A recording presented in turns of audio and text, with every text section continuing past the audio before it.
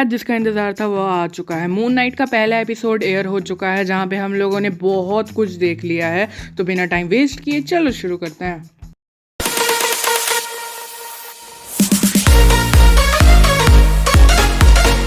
तो शो की स्टार्टिंग में हम लोग देखते हैं कि आर्थर हैरो कुछ पी रहा होता है। मुझे मत पूछना क्या पी रहा होता है। जिसके बाद फिर वो अपने ग्लास में जिसमें वो कुछ पी रहा होता है उसी को तोड़कर उसके जो टुकड़े बचे हुए होते हैं उनको अपने जूतों में भर कर पहन लेता है। जिसके बाद फिर वो चलने लगता है। राम रे राम। जिसके बाद हम लोग को देखने को मिलता है स्टीवन ग्रांट जिसने अपने पैरों में ऐसे बेड़ियाँ बांधी हुई है। बेड़ियाँ नहीं, यानी कि उसने अपने पैर को बांधा हुआ है और उसके बाद फिर उसके डोर पे भी टेप्स लगे हुए हैं जो उसी ने लगाया है। अब हमें पता है कि उसने क्यों लगाया है, क्योंकि वो रात को क्या बन जाता है वो हमें भी पता है। फिर स्टीवन रेडी हो जाता है अपने जॉब पर जाने के लिए और हम लोगों को पता चलता है कि उसके पास सिर्फ एक ही दोस्त है जो कि है उसका पेट फिश। जिसके बाद फिर वो अपने जॉब पर जाने के लिए तैयार हो जाता है। फिर उसके बाद हम लोगों को देखने को मिलता है कि स्टीवन अपने जॉब पर पहुंच जाता है जहां पर वो एक इजिप्शियन म्यूजियम में काम कर रहा होता है। फिर उसके बाद हम लोग को पता चलता है कि इजिप्शियन म्यूजियम में जहाँ पर वो काम कर रहा होता है वहाँ पर कोई भी उसकी इज्जत नहीं करता है।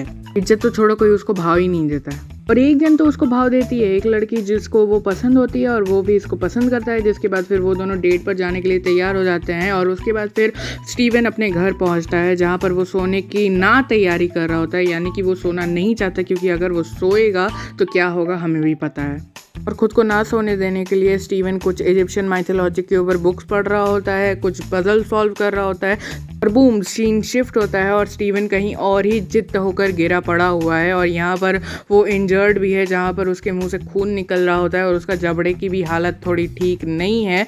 फिर उसके बाद स्टीवन जैसे तैसे उठता है। जिसके बाद फिर उसको आवाज़ सुनाई देती है और वो आवाज़ बहुत ज़्यादा डरावनी और भारी होती है और ये आवाज़ होती है लॉर्ड खॉन्शू की। अब अगर तुम्हें नहीं पता कि लॉर्ड खॉन्शू कौन है तो मैं यहाँ पर तुम्हें थोड़ा सा शॉर्ट में समझा देता हूँ।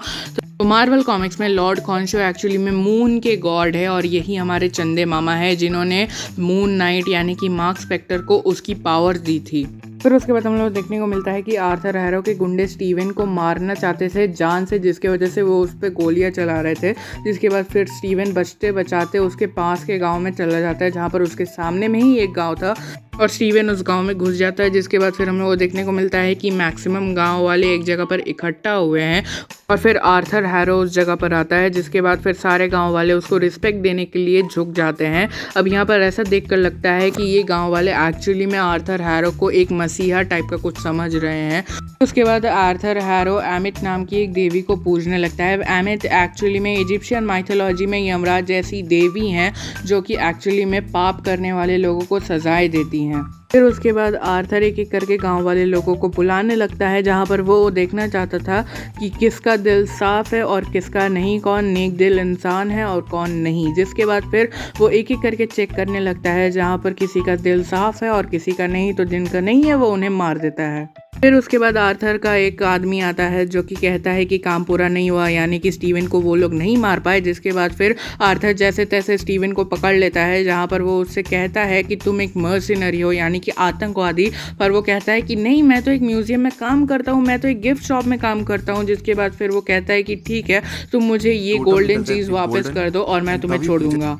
और इस गोल्डन चमकीली चीज़ का नाम है स्क्रैप, जो एक्चुअली में एमिट का है और ये एक्चुअली में हो सकता है कि इस शो का की एलिमेंट हो जहाँ पर ये एक्चुअली में एमिट को इस दुनिया में बुलाने का रास्ता हो सकता है या फिर कुछ और, पर ये है पावरफुल आर्टिफैक्ट। फिर उसके बाद खॉन्शू कह रहा होता है कि तुम इसे कुछ भी नहीं दोगे स्टीवन से। जिसके बाद फिर स्टीवन इसे मन का भ्रम मानकर स्क्रैब आर्थर के हवाले करने ही वाला होता है, पर खॉन्शू अपनी पावर्स का यूज़ करके स्टीवन की बॉडी को मूव करना चालू कर देता है अपने हिसाब से, जिसकी वजह से आर्थर को वो स्क्रैब नहीं मिलता है। फिर उसके बाद आर्थर के आदमी स्टीवन से वो स्क्रैब लेने की कोशिश करते हैं पर वो ले नहीं पाते हैं क्योंकि वहाँ पर मार्क बाहर आ जाता है। जिसके बाद फिर वो सबको धोने के बाद फिर से स्टीवन आ जाता है और वो स्टीवन एक ट्रक लेकर निकल जाता है। फिर उसके बाद एक एपिक चेस सीन हम लोग को देखने को मिलता है आर्थर के गुंडे और स्टीवन के बीच। जिसके बाद फिर कई बार रास्ते में स्टीवन की पर्सनालिटी बाहर आ जाती थी तो कभी मार्क की। जिसके बाद फिर बचते बचाते वो दोनों यहाँ से निकलते हैं, पर इन सब में स्टीवन ट्रक के साथ साथ खाई में गिर जाता है। जिसके बाद फिर वो हड़बड़ा कर उठता है और उसको देखने को मिलता है कि बाबा ये तो सपना था।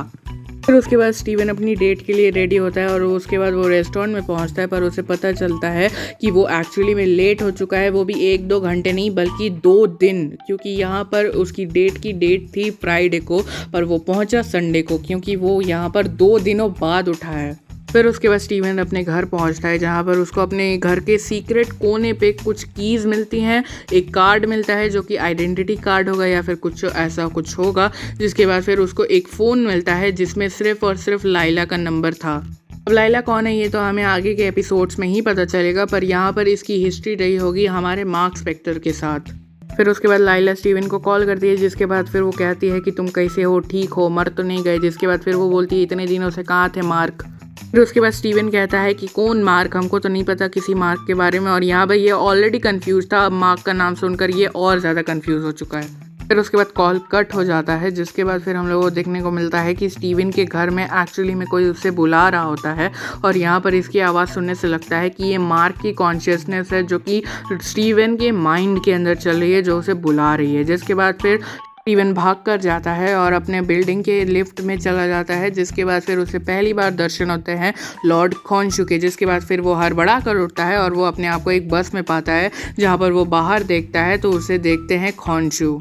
जिसके बाद हमें और स्टीवन को पता चलता है कि एक्चुअली में उसका पीछा आर्थर हैरो कर रहा होता है। जिसके बाद फिर हम लोग देखते हैं कि आर्थर हैरो एक्चुअली में स्टीवन के म्यूज़ियम में पहुंच चुका है, और वहां पर उसके कई लोग काम कर रहे होते हैं जो कि एक्चुअली में आर्थर हैरो के साइड में है। जिसके बाद फिर आर्थर हैरो स्टीवन से बात करने लगता है, जहाँ पर वो उसे एटम के बारे में समझा रहा होता है, यानी कि देवी एटम के बारे में।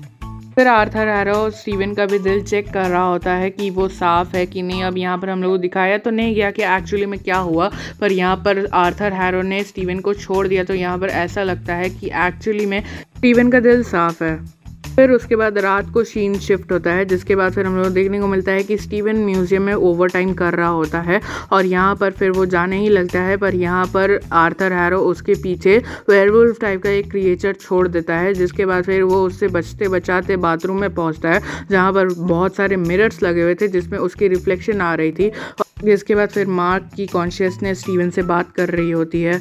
यहाँ पर मार्क की कॉन्शियसनेस स्टीवन से ये कह रही होती है कि मुझे अपने शरीर दे दो तो मैं हम दोनों को बचा सकते हैं। जिसके बाद फिर स्टीवन मना करता रहता है, पर लास्ट में स्टीवन एग्री हो जाता है, उसके पास और कोई चारा नहीं होता है, वैसे भी वो मरने ही वाला था। जिसके बाद फिर स्टीवन अपना शरीर सौंप देता है मार्क को, जिसके बाद फिर वो बन जाते हैं मून नाइट। जिसके बाद फिर मून नाइट बहुत ज़्यादा धोता है उस वेयरवुल्फ टाइप के क्रिएचर को, और बाथरूम का पूरा बुरा हाल हो चुका है।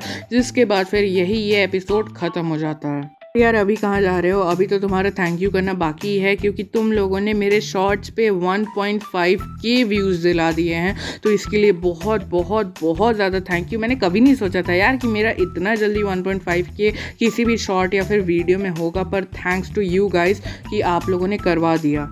तुम लोग बता कि तुम लोग कैसा लगा ये एपिसोड। मुझे तो खैर बहुत ज़्यादा पसंद आया। तुम लोग बता कि तुम लोगों को इसका फेवरेट सीन क्या था। मेरा पर्सनली फेवरेट सीन ये था कि जब स्टीवन ग्रांट ट्रांसफॉर्म होता है सीधा मून नाइट में। मुझे पर्सनली नहीं लगा था कि ये लोग फर्स्ट एपिसोड में मून नाइट बनने देंगे इसको, पर थैंकफुली इन लोगों ने बनने दिया। केविन फाइगी सर इतने भी ज़्यादा क्रूर नहीं है। तो आगे आज के लिए बस इतना ही, मिलते हैं आप लोगों से अगली वीडियो में। तब तक के लिए थैंक्स फॉर वॉचिंग, पीस।